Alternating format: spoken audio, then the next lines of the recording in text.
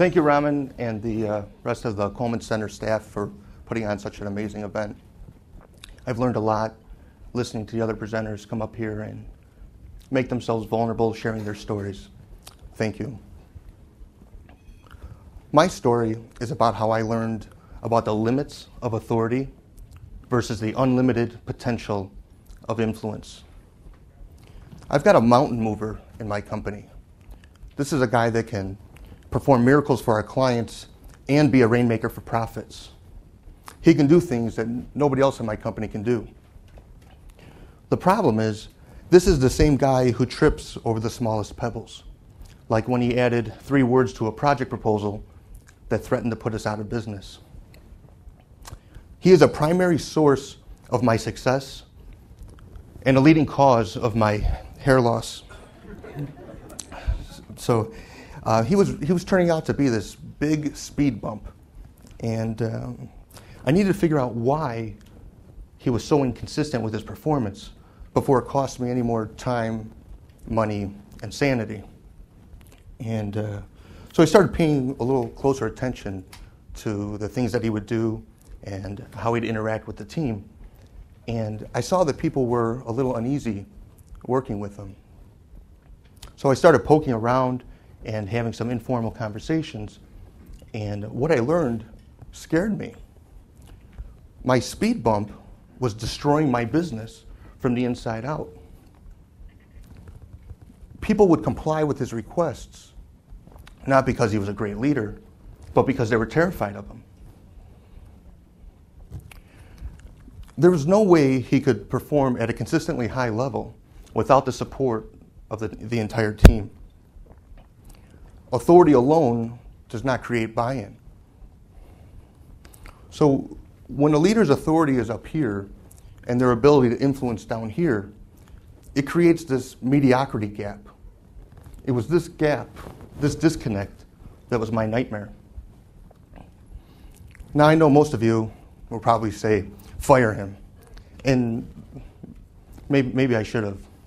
But there's a company reaches a point in its development where firing someone maybe isn't necessarily the right answer. Resicom had grown to being a national company, and now we were stuck. And I needed to break through this leadership barrier and allow our company to become the international company it was destined to be. Looking back at my notes, I saw a pattern. People on my team thought that my mountain mover was erratic, untrustworthy, and disrespectful. They complied, but they would not commit to him. And this is what held him back. These were the answers, but what I needed were the questions. Now remember, we're focused on the perspective of his team. We already know what the clients think, but we're focused on the perspective of the people that work under him and what they think of him. So I put myself into his team's position and I asked 3 questions. The 3 questions really helped shape my thinking. So the first one is about his job. Does he know what he's doing?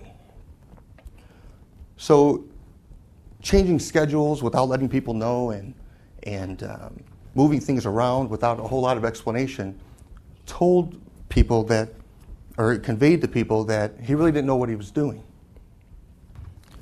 So Resicom handles projects all across the country, and we schedule them in a geographic loop in order to be most cost effective. And the entire Resicom team knows this scheduling strategy. So when Speed Bump goes and changes the schedule without explaining why, his team knows that it's more costly. And they interpret that as being he doesn't know what he's doing. So when the team questions your competence, your ability to influence is shot. The second question is about his character. If I'm on Speed Bump's team, I need to know, can I trust him?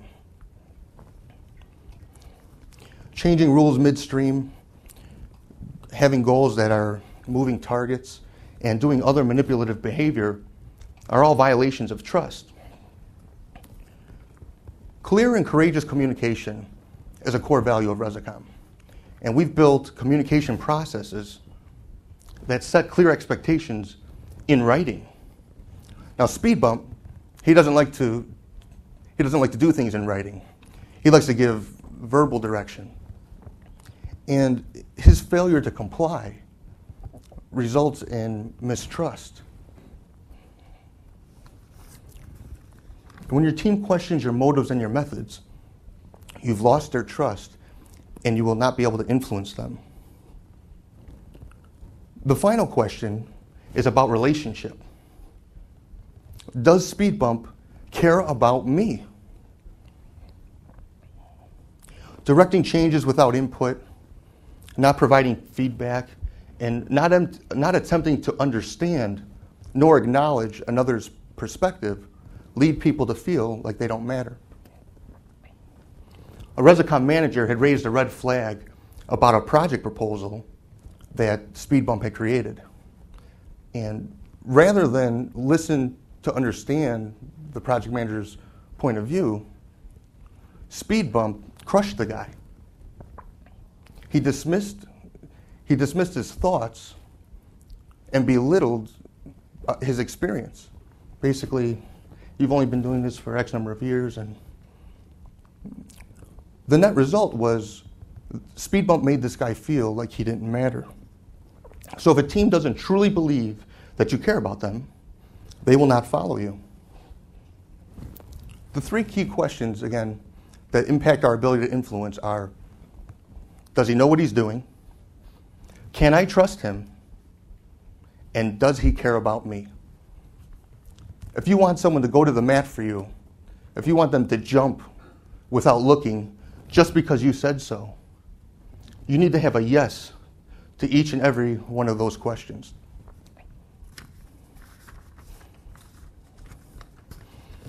Now, I was super excited when I learned I had this insight. And so I organized a leaders meeting. And I shared the three questions, and we took a whiteboard and we put all of the potential violations that we could think of. Everybody was fully engaged, including Speed Bump. Everybody understood that this breakthrough could have tremendous impact on our company.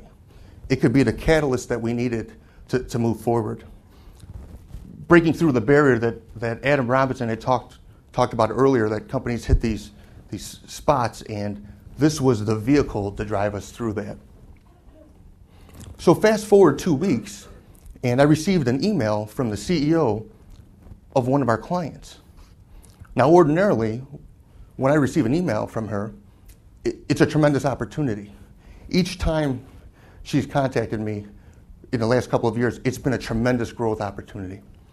So I open up this message and it says, FYI. So I scroll down to find a message forwarded from someone on my team to someone on her team. So I look at it, and it's a guy, one of my guys, sporting a Bears cap, drinking a beer, showing off one of his fingers with the caption, "Hope you're having a great weekend." So, what am I supposed to do in this situation, right? How do you handle something like this? This isn't in our manual, or we don't have a protocol for this. So I sent it through the proper channels and had HR send it to the head of HR and send it to this person's supervisor. And we learned that it was cause for automatic termination. The problem was this guy was a great performer, and they didn't want to let him go. So what we agreed to do was to put him on a 2-week unpaid suspension. The guy was very embarrassed, and he came into my office, and he wanted to apologize and give me his perspective on the situation, as well as kind of recapture his dignity. So I listened to him, and I forgave him, and it was super important to me to have him understand why we took the action that we took. getting him to see the reason why. Now, I knew that what he did, he meant in total jest. But it still violated one of our core values. And I showed him that this was the perfect opportunity to fire him. But that's not what we wanted to do.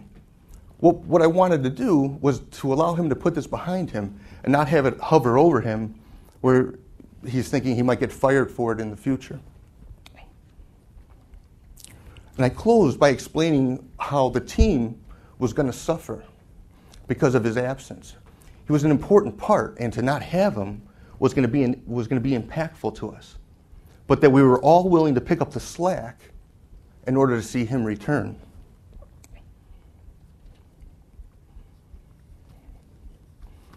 He thanked me, and then he left my office. Now, this is a guy that works paycheck to paycheck, and he was just suspended for kind of a good old boy's joke, and he thanked me. He went down the hall and met with the head of HR and said, you know, this is the only job I ever enjoyed getting up to work for and going to. And she asked him why, and he said, because I feel like I really matter. Now, I wish I could be up here and stand up here and tell you it went this smoothly. Coming out of our leadership meeting where we discussed the 3 questions, but it didn't.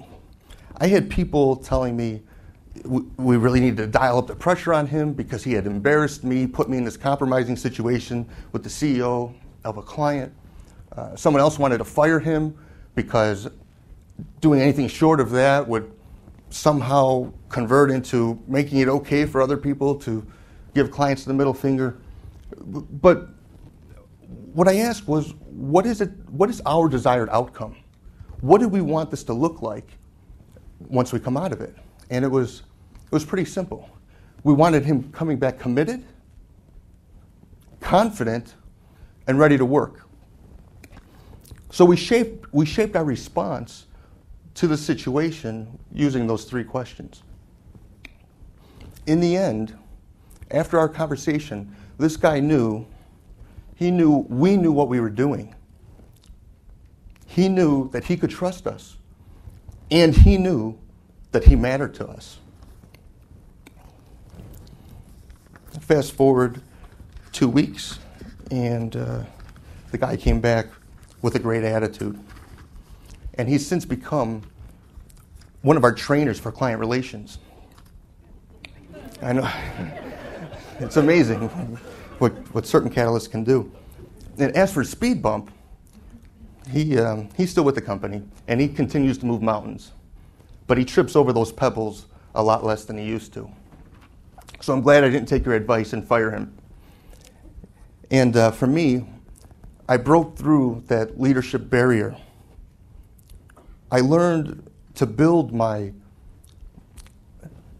tension tolerance. If I wasn't willing to absorb the tension, I would have lost these 2 great performers.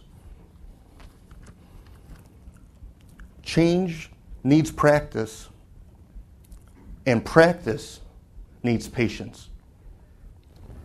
You've been a great audience. Thank you.